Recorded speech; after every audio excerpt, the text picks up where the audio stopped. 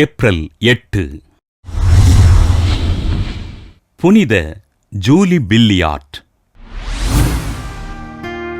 France நாட்டிலுள்ள குவில்லி என்ற இடத்தில் கிபி 1751 ஜூலை 12 பிறந்தார் ஜூலி பில்லியார்ட்.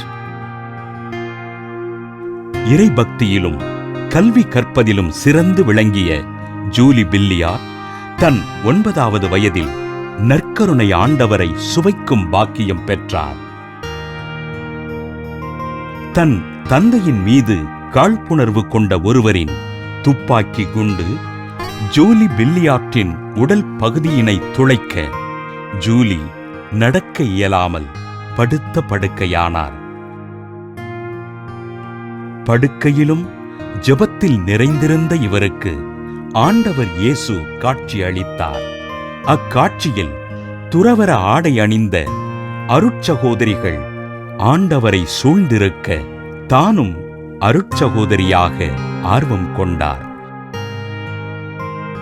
சுமார் 30 ஆண்டுகள் படுக்கையில் இருந்த ஜூலி பில்லியார்ட் தன் 53வது வயதில் தனது தோழியான பிரான்காய்சே பிலிங் தெ போர்டனுடன் இணைந்து கிபி 1803 புதிய சபையினை தோற்றுவித்தார். கிபி 1805 தன் தோழியுடன் சேர்ந்து நித்திய வார்த்தைப்பாட்டினை அளித்த இவர் பிரெஞ்சு புரட்சியின் காரணமாக பெல்ஜியத்திற்கு இடம்பெயர்ந்து அந்நாட்டு மக்களுக்கு ஆண்டவரின் பணிகளைச் செய்தார். கைவிடப்பட்டவர்களுக்கு ஆதரவு தந்து ஏழை இளம் பெண்களுக்கு கல்வி புகட்டிய அருட்சகோதரி ஜூலி பில்லியார்ட் உடல் நலிவுற்று கிபி 1816 ஏப்ரல் 8 விண்ணகமடைந்தார்.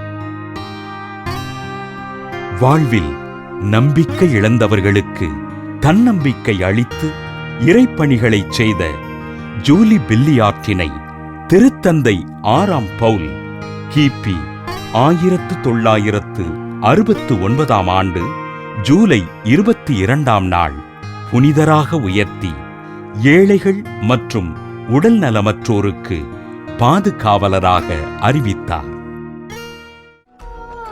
புனித ஜூலி பில்லியார்ட்டின் திருவிழாவினை கொண்டாடுகின்ற நாம் மருத்துவத் துறையினால் கைவிடப்பட்ட நோயாளிகளை இறைவன் பாதுகாத்து நலமருள வேண்டும் என்று ஜெபிப்போம்.